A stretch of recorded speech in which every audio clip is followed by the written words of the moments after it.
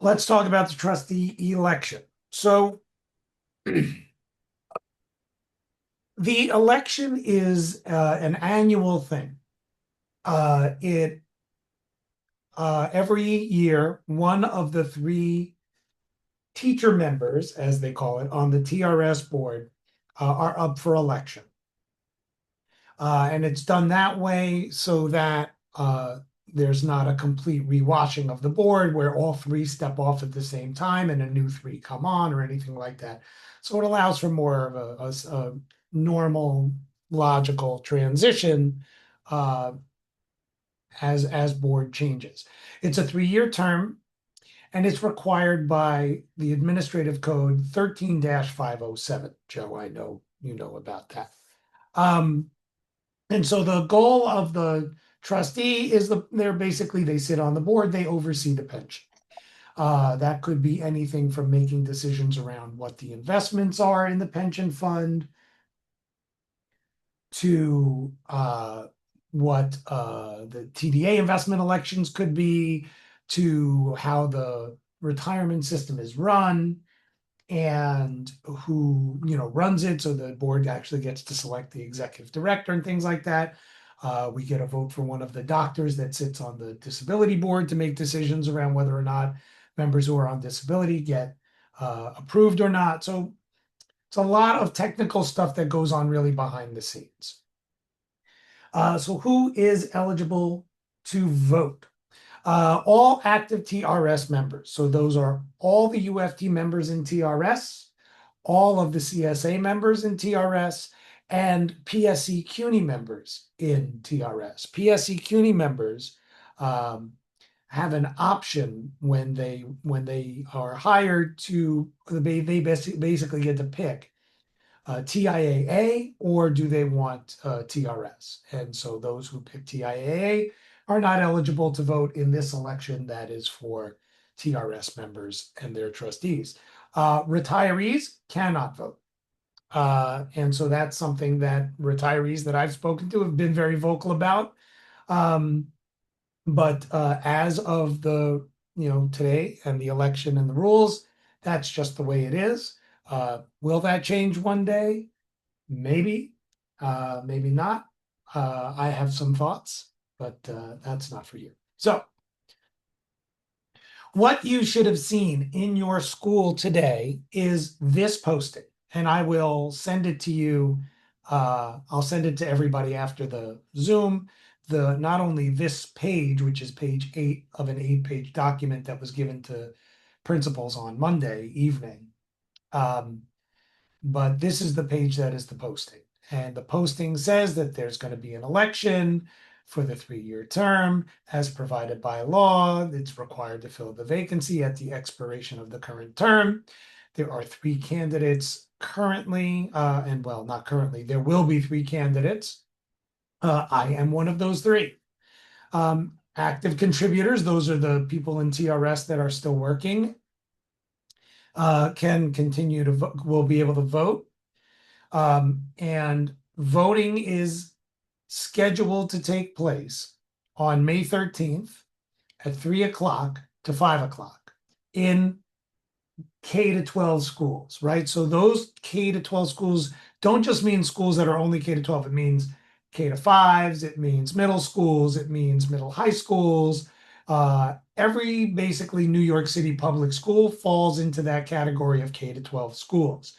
CUNY schools have the opportunity to have this over a 2-day period because some of their employees, some of the members come in on different days.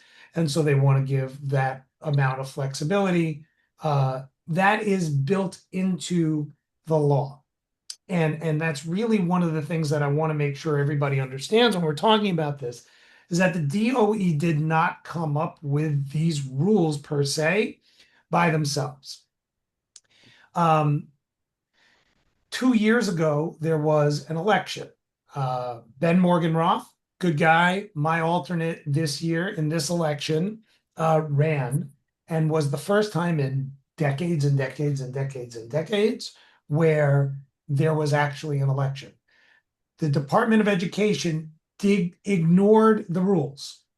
for the election and decided to do them their own way. They did them via email and so on and so forth. There was legal action taken after that election, and the judge stated that all future elections need to follow the law. This is the next election following that election, and it has to follow the law. Now, unfortunately, the law existed like when Herbert Hoover was president and really has not been changed since. So it's wildly out of date, but it's the law. And so I don't see any way that it's going to necessarily be changed or modified between now and a week from today. So this is what we have to live with. And at the very bottom, it says questions should be sent to either building supervisors or election TRS at schools.nyc.gov. What I will say is that election TRS at schools.nyc.gov should be the email you send any formal complaints that you want to be part of the record. So if something is not happening, so for example, if you want them to know that this posting was not up in your school, you email electiontrs at schools.nyc.gov. If you want to CC me so that I have a record of it too, that would be super appreciative. I am David Kaz NYC. You'll get that email from me when I email everybody after the presentation. So, like I said before, K-12 schools a week from today from 3 to 5, quote unquote, only. We'll talk about how the law differs from the DOE's instructions in a little bit. And CUNY can do it on the 13th and 14th all day from 9 to 5. So where do you vote? Voting is not going to be done at home. It's not going to be done electronically. It's going to be done in your school or work site. Voting locations should be set up on site. And if you're not sure where you're going to vote, then you should talk to your administrator ahead of time. Don't assume somebody's going to tell you. Somebody may forget. They may be busy. They may not know. So starting tomorrow, if you are unsure of where you're supposed to be voting, like you're in a District 75 school and you're scattered all over the place, you're an itinerant employee and you move around from place to place, you definitely want to find out where it is that you're supposed to vote. And if your supervisor doesn't know, they need to roll that up the chain and find out whether that's from their supervisor, the superintendent, whatever, or do they email election TRS themselves and ask them where you should be voting. Please plan ahead if you travel in between schools, if you work in multiple locations, if you're not assigned to a single site, if you work outside of a traditional school setting. You must confirm where you're supposed to vote and what time. Right now, 3 to 5 is the general time. Like I said, we'll talk about what that really means in a minute. If for whatever reason there is no place for you to vote, the default is 65 Court Street. So if you're not assigned to a school or something happens and you need to vote, go to 65 Court Street, May 13th at 3 o'clock. Bring your ID. Now, this is, if you want a perfect encapsulation of how the DOE is, let me tell you about the ID that you should bring to the Department of Ed. Do not bring your DOE ID because they actually have a new system that won't allow your DOE ID to suffice to get into the building. You have to bring your actual New York City, like your New York State driver's license. You have to bring actual ID, not the ID that your employer gives you to enter your employer's building. Makes perfect sense, doesn't it? So bring ID and you have to be there by 3 o'clock if you want to vote at that central location.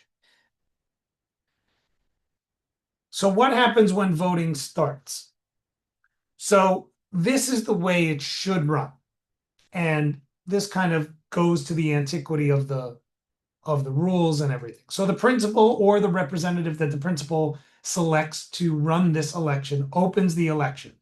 Then the people in the room, the TRS members in the room, select a chairperson and a secretary. The chairperson runs the election. The secretary records what happens. Voting is in person only. It's by a secret paper ballot. So they're going to have a ballot that is going to have the names of the candidates on it in the order that they're on the posting. And you vote and you put it in the ballot box. There's no campaigning in this meeting and no discussion allowed. So if you are going into this meeting expecting to learn about the candidates or share who your favorite candidates are, this is not the place for that. That's not where this is supposed to happen. There's just, you go in, you're told the rules. There are tellers that are supposed to be elected to count the votes and so on and so forth. And then only active TRS members in the room for the meeting can vote. So you're going to go into the room. I guess you sign in that you're there. You're going to receive your ballot and you're going to vote privately. When your name is called or however the process goes, you place your ballot in the ballot box. The tellers, who are observers, are present. Now, here's the interesting thing about the law. It says that there needs to be one teller for each candidate, and that the teller has to be a supporter of the candidate that they're the teller for. Now, that's absolutely impossible to govern, make sure happens, and deal with. If you have a school where everybody wants to vote for one or two people, you're not going to find a third person who's going to then vote for somebody they don't want to vote for just so that there can be tellers. So you're going to try to handle this the best way possible. We, when I say we, I, David Kazansky, have emailed the Department of Education with a number of questions about the process. Their answer was, if principals have a question, they can email us. The UFT saw my email, also sent a very detailed email to the DOE and got the same answer that I received.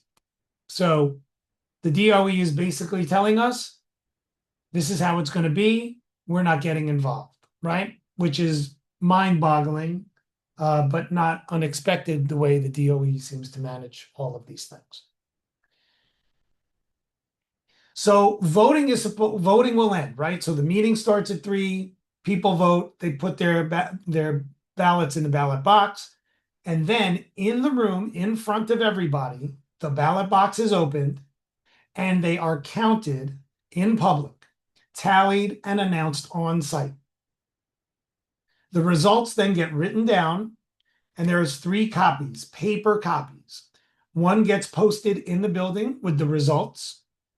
13 votes for this one, 22 votes for that one, 106 votes for that one. Posted in the building, and one copy gets mailed to the DOE, and one copy gets mailed to TRS. Not emailed, mailed, because that's what the law says it has to do. The final citywide count is May 26th at 65 Court Street, and the candidate with the most amount of votes wins. So what's going to happen is that TRS is going to bring the stack of tally sheets that they've received in the mail from every school that voted, and they're going to bring that to the DOE. They're going to say, we've gone through this. These are the totals. We're going to look at them, and that's how that goes, right? Couple of limitations. There's no absentee voting. There's no voting by proxy, right? So if you're absent that day, you can't vote. If you're on leave, you can't vote. If you're not in the room to vote when the voting happens, you're not voting. And voting only is supposed to happen during the scheduled window from 3 to 5. Now, if something goes wrong, I said this before, if there's no election posting, no voting setup, confusion about where to vote, problems accessing the vote, email election TRS and CC me. Okay, so that's the